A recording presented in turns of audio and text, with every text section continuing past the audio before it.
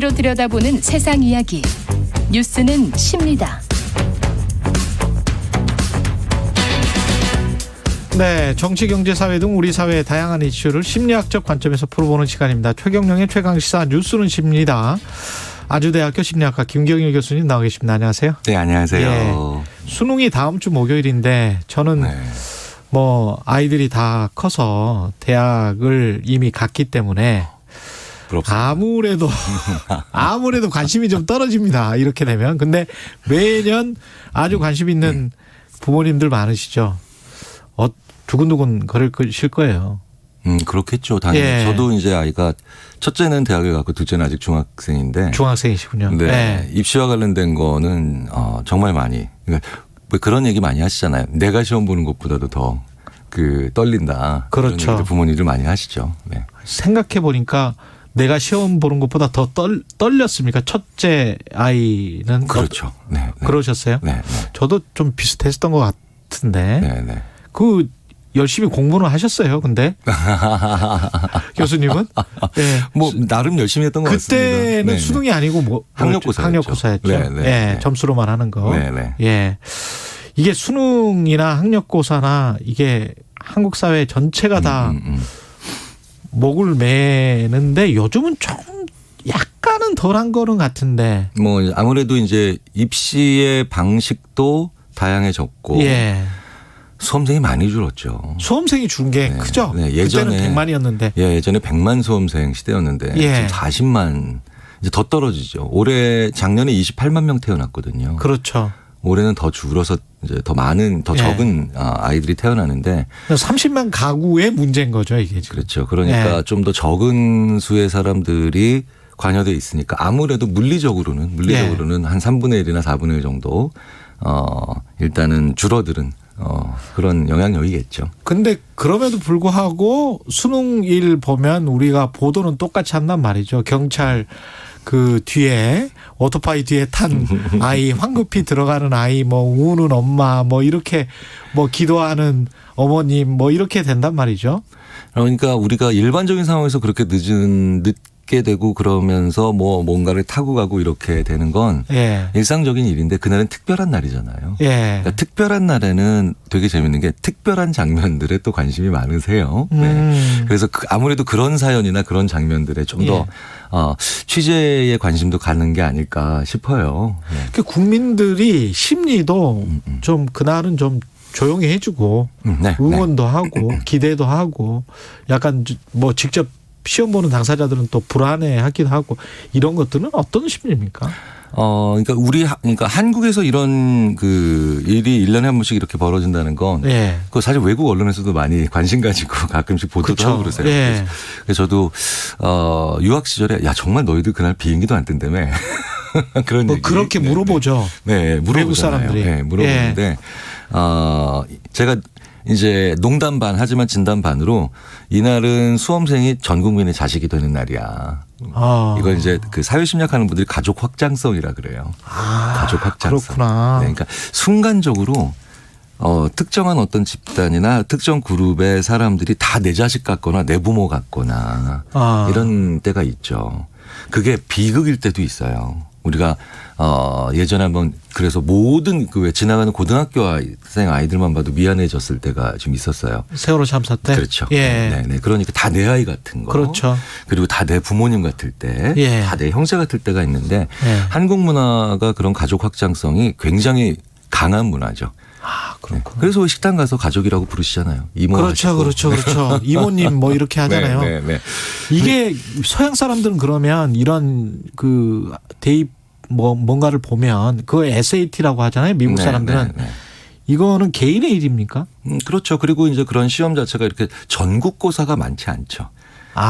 그러네요. 네. 누구나 다 봐야 되는 입시를 하기 위해서 대학을 들어가기 위해선 혹은 대학원을 들어가기 위해서 무조건 봐야 되는 시험은 있지만 그걸 날을 하루 정해놓고 전원이 함께 보는 그런 시험은 없고 그냥 다 따로따로 일시도 다 다르고 1차 혹은 2차 넌 언제 봤냐 이렇게 되잖아요. 그러네요. 이게 왜 하루에 보겠습니까? 이게 공정성 때문이잖아요. 그렇죠. 예. 그러니까 시험 문제지도 유출될 수가 있으니까. 그러니까 SAT나 GRE 같은 그런 시험들은 어쨌든 편리성을 위해서 그다음에 편의성을 위해서 공정성에 어느 정도 문제가 생길 수가 있어요. 왜 시험의 차수가 다른데 같은 점수로 경쟁을 해야 되니까요. 예, 맞습니다. 네, 근데 예. 이 공정성에 대한 아주 그 강한 그 관심 때문에 하루에 다 똑같은 시험을 봐야 되는 게 한국인데 사실 큰 나라에서는 그게 자체가 불가능하죠. 운영 자체가 불가능한데 우리는 사실 근데 작은 나라도 아니거든요. 5천만이나 그렇죠, 사는 그렇죠. 나라인데 예. 그러니까 이렇게 가끔씩 이렇게 하루에 완전히 자 이제 공정하게 한번 해보자 라고 하기 때문에 이런 국가적인 행사 같은 그런 이벤트가 되는 거죠. 근데 우리 마음속에 좋은 대학 나오면 네. 인생 성공하고 뭐 일단 그 첫 번째 과목은 통과한 거야. 이런 생각이 있지 않습니까? 근데 우리나라에서는 그러니까 대학이 예. 이제 새로운 사람을 만나거나 예. 아니면 뭔가 새로운 어떤 경험을 하는 첫 번째 관문이 되는 거죠. 예전에 대학가요제라는 게 있었죠. 네, 그러니까 대학생들만 가요제를 나가는 거예요. 근데 지금 생각해보면 되게 특이한 제도인 거죠. 그거 어떻게 보면 그냥 차별이네. 가요제여야 되죠. 차별이네. 네. 근데 대학가요제라는 게 있었다는 게 뭐냐면 아주 새로운 경험을 하는 특별한 자격을 사회가 젊은이들에게 부여하는 그런 기능도 했던 겁니다. 그래서 좋은 대학을 간다라는 건 좋은 경험을 한다와 거의 동일시가 됐던 시절이 있었죠. 이게 혹시 그 입신양명이랄지 산업공상이랄지 우리가 유교적으로 이렇게 쭉 받아들여온 그 생각들이 영향을 미칩니까? 여전히 어느 정도는 영향을 미친다고 봐야 되는데요. 예. 근데 왜 그런 질문 많이 하시잖아요. 개천에서 용나는 게 경우가 없다. 그렇죠. 근데 사실은 개천의 정의도 많이 달라졌고 용의 정의도 많이 달라졌기 때문에. 그렇죠. 요새 용이라고 하면 대부분은 돈 많은 사람이 용이지 않을까요? 혹은 아니면 스타트업으로 굉장히. 그렇죠. 네네네. 그러니까 꼭 돈에 있어서만큼이 아니라 얼마 전에 제가 다른 이제 유튜브 채널을 운영하는 대학생 2명을 만났는데 이 친구들이 생각하는 용의 정의 많이 다르죠.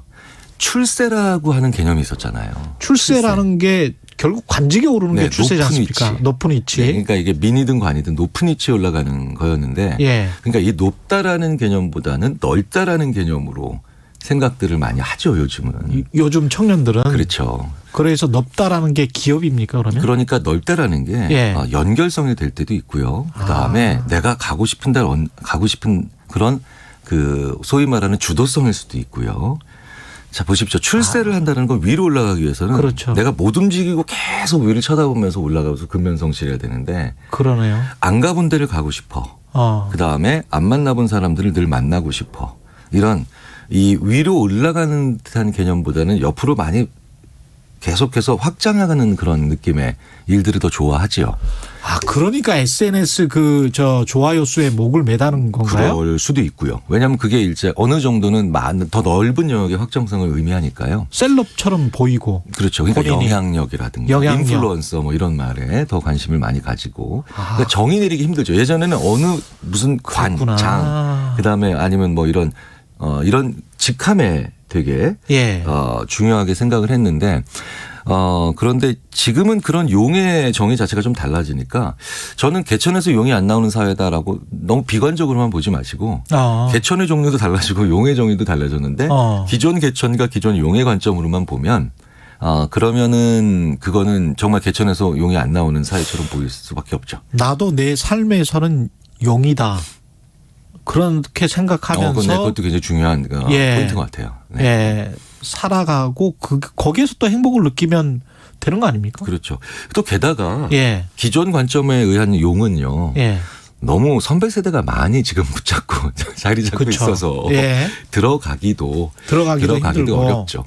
거기에서 결정권자가 되기도 힘들고 한참 시간이 걸려야 되고 이 입시와 학원 또 이제 부동산 이거는 다 연결고리가 있지 않습니까? 그래서 같이 그렇게 중상층 이상들이 모여 살면서 학원이 밀집된 곳들이 또 부동산 가격이 올라가고 그런 게 또 교육에도 영향을 미치고 이렇게 되는 겁니까? 어떻게 보세요? 교육이라고 하는 건 제가 늘 가지고 있는 어떤 생각은 교육은 그 사회의 현실을 반영하는 가장 그 사회에 반영하는 최종적인 결과물이지 교육을 우리가 바꿔서 세상을 바꾼다라고 생각하시면 오히려 어려워요. 세상이 바뀌어야 교육도 바뀌는 거거든요. 그러니까 교육 현장에서 선생님들이나 아니면 우리가 교육 쪽 관계자분들께 이렇게 바꿔라. 왜 안 바뀌냐. 우리나라 교육 문제다라고 하는 건 사실은 원인을 전혀 건드리지 않고 결과만 놓고 계속 얘기를 하는 거거든요. 세상의 가치관이 안 바뀌면요. 교육은 절대로 그거를 반영할 수가 없어요. 이거 언론도 똑같은 것 같습니다. 사실은.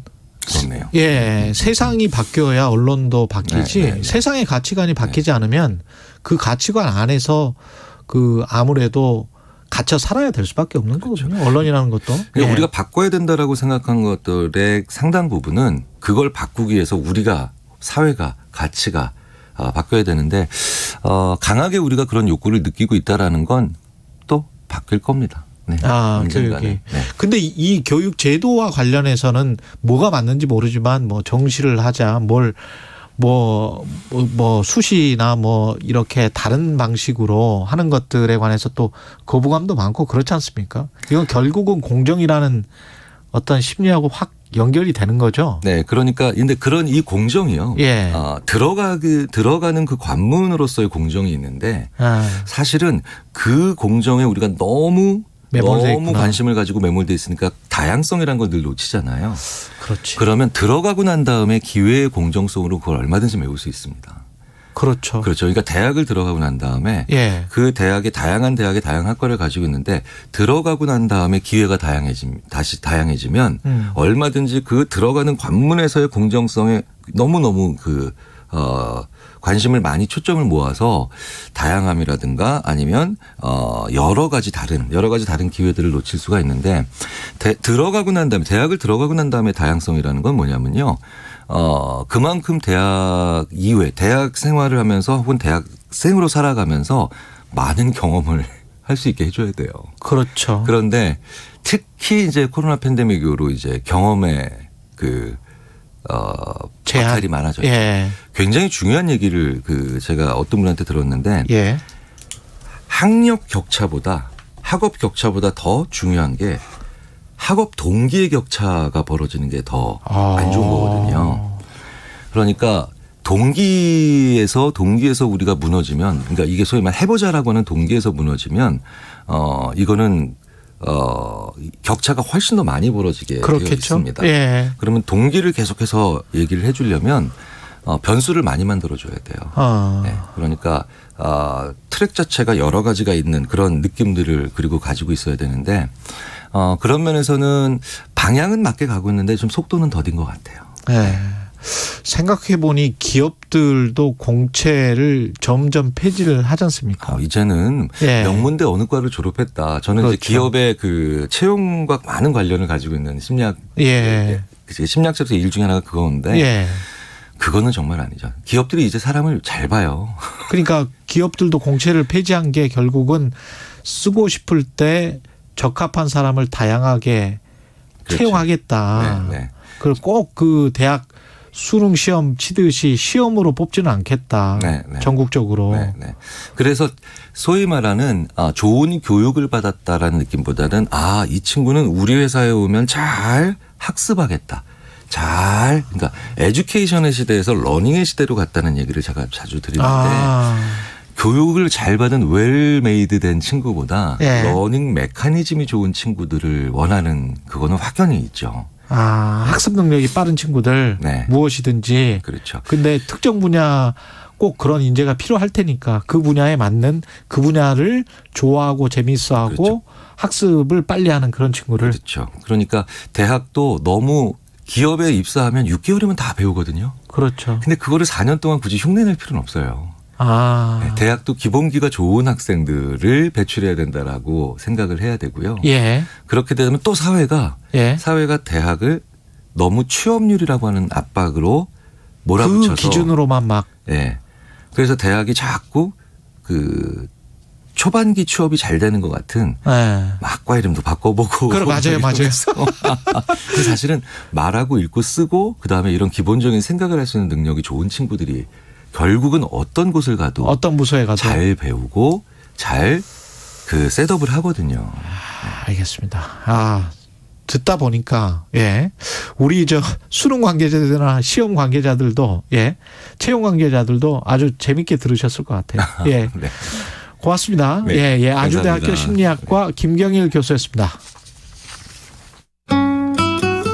이 시각 출근길 교통정보입니다. 서울 시내 내부순환도로 성수분기점 쪽으로 정릉램프 부근에서 사고가 있었습니다. 이 여파로 홍제램프부터 아직 지나기가 답답하고요. 강변북로 일산